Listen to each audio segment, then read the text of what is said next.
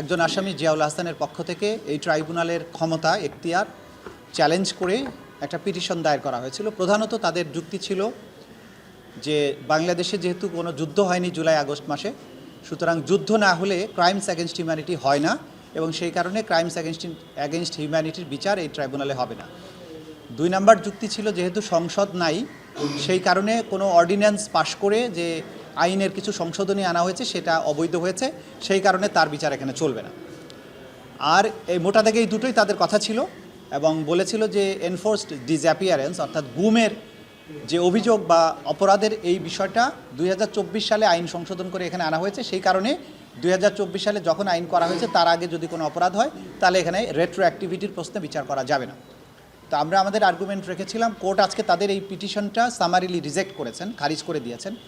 যে কয়েকটা কথা বলে কোর্ট তাদের পিটিশন খারিজ করেছেন তার মধ্যে একটা হচ্ছে যে যে আইন দ্বারা এই ট্রাইব্যুনালটা প্রতিষ্ঠিত অর্থাৎ 1973 সালের ক্রাইমস ট্রাইব্যুনাল অ্যাক্ট, সেই আইনের বৈধতা বা সেই আইনের কোনো সংশোধনের বৈধতা চ্যালেঞ্জ করার জায়গায় এই ট্রাইব্যুনাল নয়। কোনো আইন যদি সংবিধানের সাথে অসামঞ্জস্যপূর্ণ হয় বা চ্যালেঞ্জ করার প্রশ্ন আসে তাহলে অবশ্যই তাকে সাংবিধানিক আদালতে যেতে হবে। তারা না করে এই কোর্টে বিচারিক আদালতে এসেছেন, এটা মিসকনসিপ্ট অর্থাৎ এটা কোনো সঠিক পদ্ধতি না, এখানে আসাটা উচিত হয়নি এবং এই পিটিশনটা মিসকনসিপ্ট। প্রিম্যাচিউর বলেছেন অন্য কারণে, সেটা হচ্ছে যে পিটিশনে চ্যালেঞ্জ করেছেন ট্রাইব্যুনালের ক্ষমতা, আবার প্রেয়ারের মধ্যে গিয়ে লিখছেন আমাকে যেন ডিসচার্জ করা হয়। তো একদিকে তারা বলছেন যে আপনার কোনো ক্ষমতা নাই, আবার শেষে যেয়ে বলছেন আমাকে রিলিজ করে দাও। তো যার ক্ষমতা নাই সে কীভাবে রিলিজ করবে? তো এটা আমরা বলেছি যে এই অ্যাপ্লিকেশনটা এটা নট উইদিন দি ফর্ম, এটা অ্যাপ্লিকেশনটা হয়নি, আইনের দৃষ্টিতে কোনো অ্যাপ্লিকেশনই হয়নি। তো ট্রাইব্যুনাল যতগুলো আইনগত প্রশ্ন উত্থাপিত হয়েছিল সেগুলো তারা ডিল করেছেন, অর্থাৎ তারা বলেছেন যে অর্ডিন্যান্স প্রণয়নের ক্ষমতা এই সরকারের আছে কি না সেই বিষয় নির্ধারণ করার ক্ষমতা সুপ্রিম কোর্টের, আপনি চাইলে সেখানে যেতে পারেন। এই আইনের রেট্রোস্পেক্টিভ ইফেক্ট দেওয়া হয়েছে সেটা বৈধ হবে কি অবৈধ হবে সেটাও কনস্টিটিউশনাল কোর্টে যেতে হবে। আর যেটা বলেছেন যে ইভেন কনস্টিটিউশনাল কোর্টে গেলেও এই আইনে যে সমস্ত বিধান রাখা হয়েছে, অর্থাৎ এই আইনে যখন কোনো আসামির বিচার করা হয় তিনি তখন তার মৌলিক অধিকার দাবি করে সাংবিধানিক আদালতে কোনো প্রতিকার চাইতে পারেন না, অর্থাৎ তার কোনো মৌলিক অধিকার থাকে না। সেইটাকে সুরক্ষা দেওয়া হয়েছে সংবিধানের প্রথম সংশোধনীর মাধ্যমে।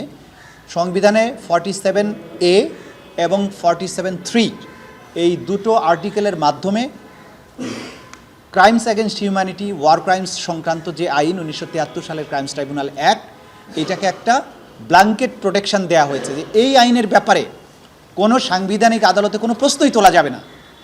এই আইনের বিরুদ্ধে যত কিছুই হোক মৌলিক অধিকার দাবি করে এই আইনে যার বিচার হচ্ছে সেই রকম কোনো ব্যক্তি মৌলিক অধিকার দাবি করে হাইকোর্ট ডিভিশনে বা সাংবিধানিক আদালতে কোনো পিটিশনই করতে পারে না।